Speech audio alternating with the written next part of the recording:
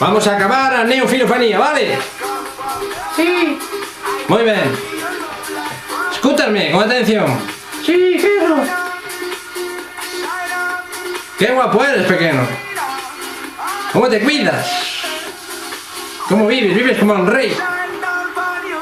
Sí, gracias a ti y a todos los patapí. Saludos a todos los patapí de todo el mundo. ¡Mamadeta! Veña, pequeño, duerme, fillo. Duerme. Duerme, fillo, duerme. Que durmiendo cargas energía. Ven. Vamos a leer. Neoplatonismo. El neoplatonismo no es solo filosofía, sino también religión. El espíritu griego ha sido siempre accesible al pensar religioso. El orfismo tenía algo de mística. Empédocles era filósofo, sacerdote y profeta.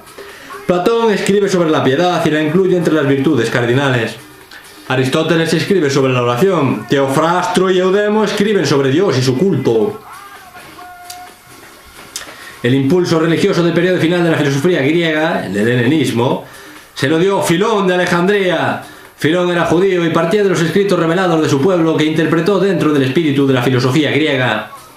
Nunca se falseó el contenido conceptual de revelación, sino que se transmitió el pensar filosófico, representaciones e ideas a través del neoplatonismo. Siguen influyendo hoy.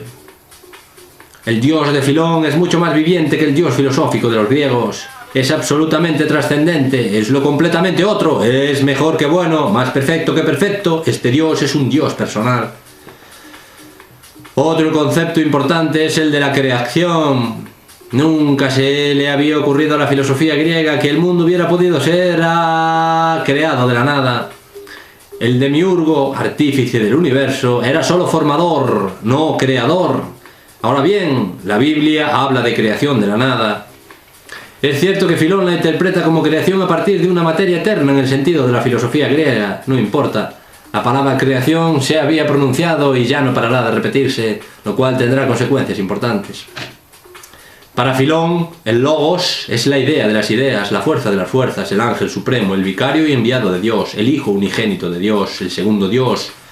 Es la sabiduría y razón de Dios por la que el mundo es creado, y es el alma del mundo que todo lo anima. Con esto se tiende un puente entre Dios y el mundo, introduciendo seres intermedios que han de servir de mediadores entre el mundo y el completamente otro, ya que a Dios no se le puede captar con los conceptos de esta temporalidad. Y con ello nos hallamos ante un motivo fundamental de la teología posterior, una teología negativa que separa a Dios del mundo. La teología se ve obligada a seguir un camino intermedio entre la trascendencia y la inmanencia. Algo así como el logos del hombre, que en cuanto pensamiento es puro espíritu, pero en cuanto sonido y palabra puede aparecer en lo sensible y asumir carne. Plotino, otro neoplatónico fundador, también comienza la filosofía con la separación especialmente marcada de Dios y del mundo. Dios es el super ser. Estrictamente no se le puede aplicar ninguna categoría. Plotino prefiere llamarlo solamente el uno. El uno en el sentido de negación de lo múltiple y por tanto el uno en el sentido de primero de todo. Pero también cree poder llamar a Dios el bien, sin más.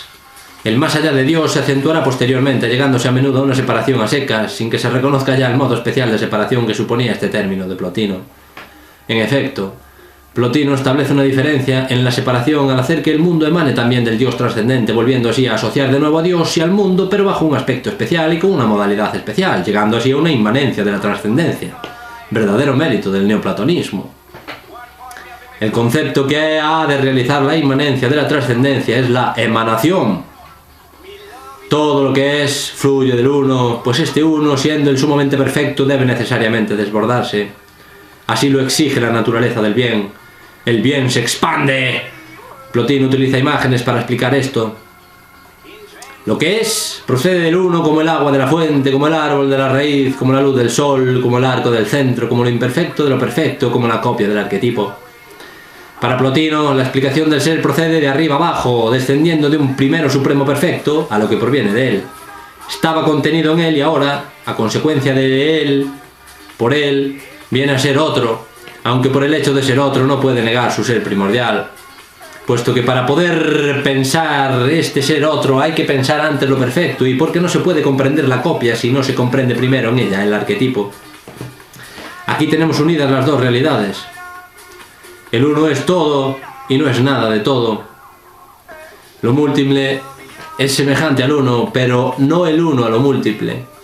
Lo primero debe ser algo simple, anterior a todas las cosas, no confundido con nada que proceda de él, y sin embargo capaz en otra manera de habitar en todas las cosas. Así lo trascendente es trascendente y simultáneamente inmanente, en otra manera, a todas las cosas. La célebre doctrina de las tres hipóstasis, formas de ser, es una declaración detallada del proceso de emanación. El uno, el espíritu y el alma. El uno es Dios, las otras dos hipóstasis son extradivinas. El uno no pierde nada de su substancia. Lo primero que el uno hace proceder de sí mismo es el espíritu o nous. Se le llama hijo de Dios, es la copia del uno primordial, la mirada con que el uno se mira a sí mismo y se pone como otro. Idea que más tarde se utiliza para exponer la Trinidad cristiana. El espíritu es también cosmos noetos, el conjunto de todas las ideas. Estas constituyen el armazón espiritual del mundo, y el espíritu resulta ser así el demiurgo. Por él surge ahora el mundo. Es cierto que primero se desgaja del espíritu la tercera hipóstasis, el alma, que es algo análogo al espíritu y está situada entre el espíritu y el mundo, ya se trate del alma del mundo o del alma individual. Con el alma comienza el gusto del llegar a ser, tendencia que se corresponde con lo múltiple, lo extenso, el tiempo, la naturaleza. Al alejarse la emanación todavía más de su principio, cesa todo movimiento propio y nos hallamos con la materia muerta. Pero incluso en la última emanación vive todavía el recuerdo del origen, que hace que el que ha llegado a ser otro tenga conciencia de su enajenamiento y vuelva a traerlo hacia el uno. Este retorno hacia el uno es solo el reverso de la emanación, la conciencia del originario en el otro, la conciencia de la identidad en la no identidad. Éticamente se trata del conocimiento de la patria anímica y espiritual del hombre, de su verdadero ser y de su mejor yo. Es el conocimiento de lo perfecto que desde arriba nos atrae hacia sí, en el eros y en la voluntad del bien, como ya Platón lo había descrito y muchos neoplatónicos no cesan de repetirlo al hablar de ascensión hacia lo inteligible. Todos ellos tienen conciencia de la chispa divina en el hombre, que es el recuerdo del uno y que nos mueve a la interiorización, es decir, a apartarnos de lo múltiple y unificarnos con el arquetipo, el uno primordial. El camino hacia esa meta supone en primer lugar la purificación, y con ella se consigue que brille mejor la chispa en la iluminación, todo lo cual conduce finalmente al retorno al uno en la unión. Su forma más elevada sería el éxtasis. Purificación, iluminación, unión, éxtasis. Sí. Patapi cerran con outra cita. Asquerosos xérmenes filosóficos do fascismo na mal interpretada filosofía de Nietzsche. Di así: nosotros esperamos precursores, los hombres del porvenir que desde ahora remacharán la cadena y apretarán el nudo, que forzarán la voluntad de miles de años para emprender nuevas vías. Será preciso enseñar al hombre a comprender que el porvenir del hombre está en su voluntad, que este porvenir depende de un deseo humano. Será preciso preparar grandes empresas, grandes experiencias colectivas de disciplina y selección, si se quiere poner fin a esta espantosa dominación del absurdo y del azar que ha llevado hasta ahora al hombre de historia. Para realizar esto será preciso un día una especie nueva de filósofos y jefes, cuya imagen hará palidecer e encogerse a todos los espíritus. Esta degeneración global de la humanidad que la conduce al nivel del perfecto animal de rebaño en el que los palurdos e imbéciles del socialismo reconocen su ideal, el hombre del porvenir, o como ellos dicen, la sociedad libre, la reducción del hombre al formato de animálculo de derechos iguales, de pretensiones iguales. Todo esto es posible.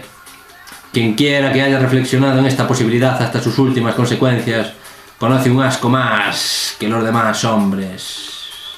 Cabrón. Canizo patafísico, primeiro pobo virtual galego.